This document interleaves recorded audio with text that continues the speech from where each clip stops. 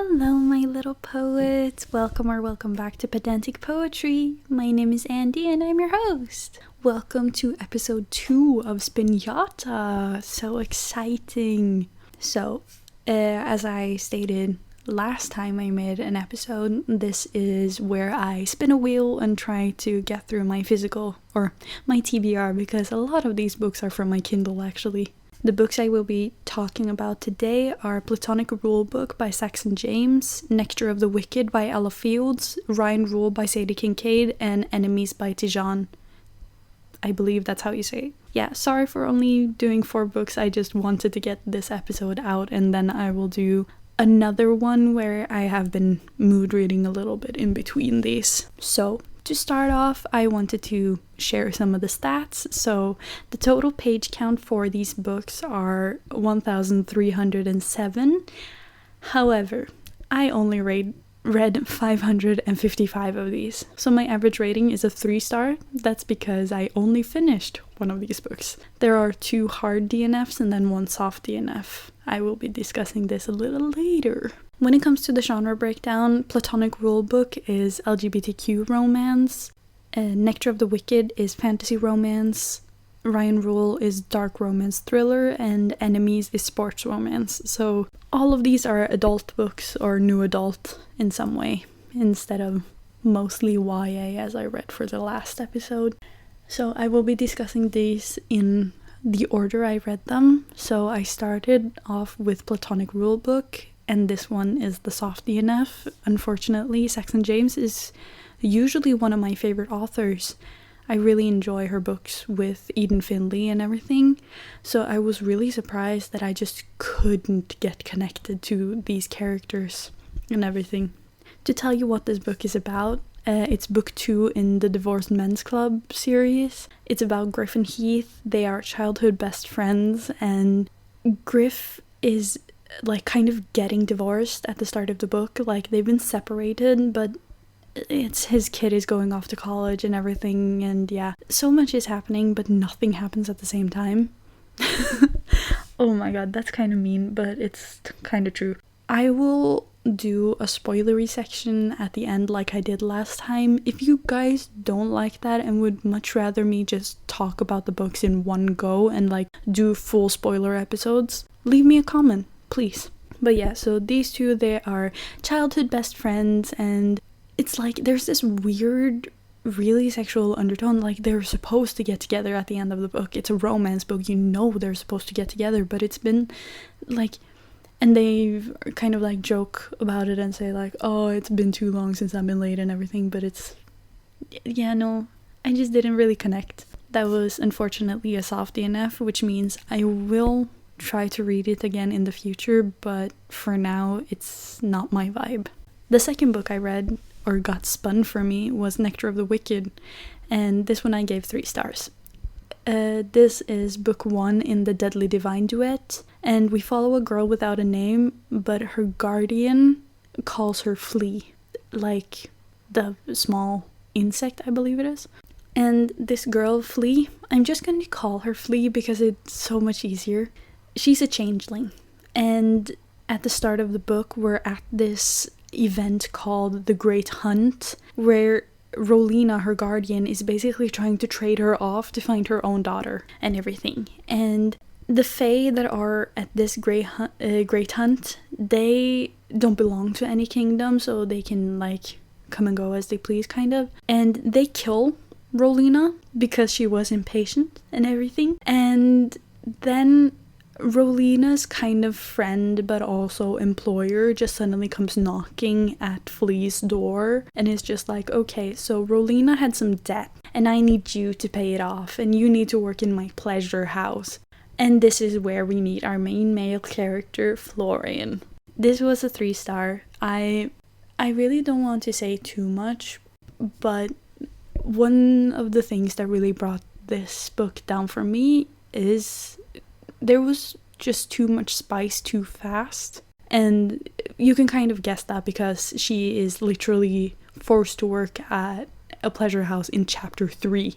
So the spice starts in chapter 3. And that was just too early for me. And somehow the middle part of the book was my favorite part. Don't understand it. So let's move on to Ryan Rule, which was the third book that I read. I DNF'd this at 6%.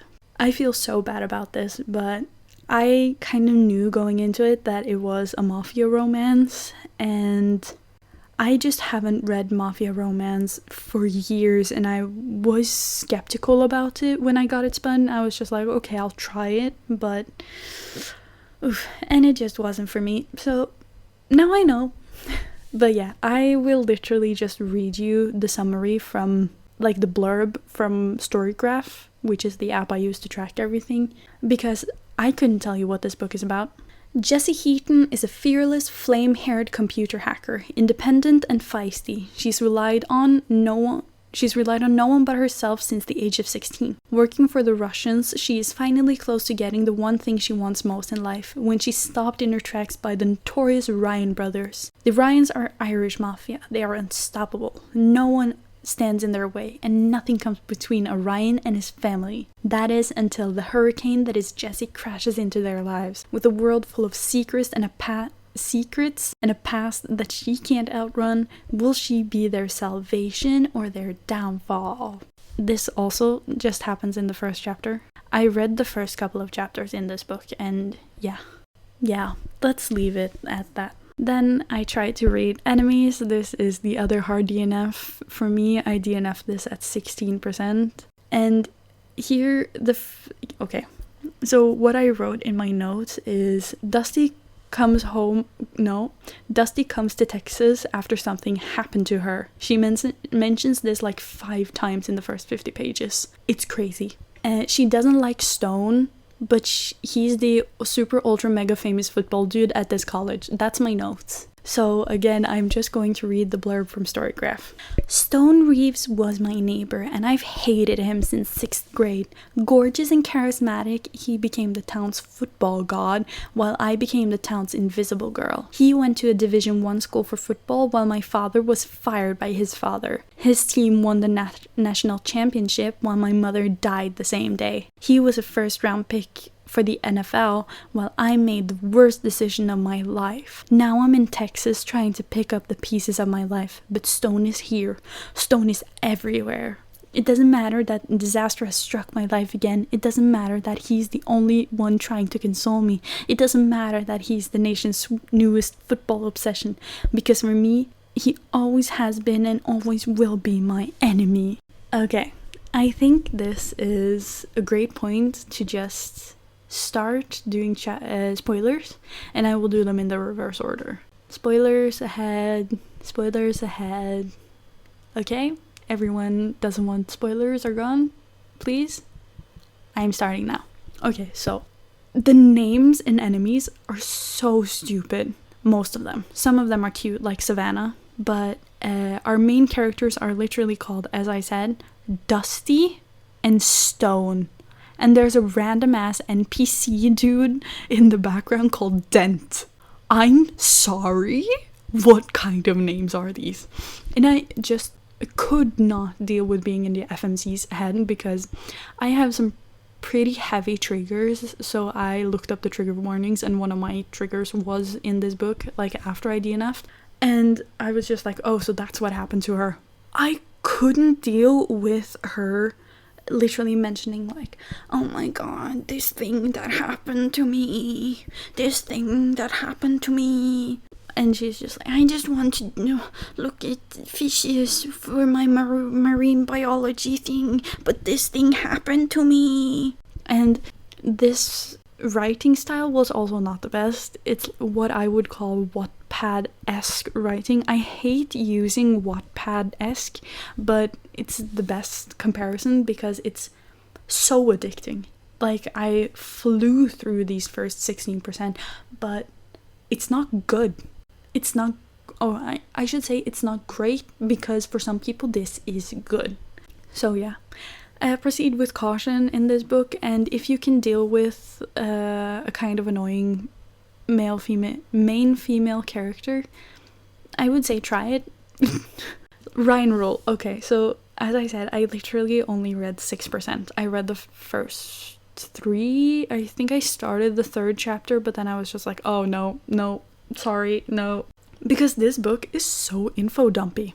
Like, this little girl, okay, she's not little, but this girl, she just dumps all of the info that you need. Like, it's, oh, I was sitting hacking for this Russian guy in the 1st chapter, so you meet all the characters and you know the whole plot basically in the 1st chapter, which is kind of good. You get thrown straight into the action and it's like mafia vibes, and as I stated, I'm just not really into that anymore. I loved it when I was younger, but now, no thank you. I really just don't like all the gore and the shooting and everything that comes with a mafia romance, because ooh, no thank you. So yeah, this was just not for me.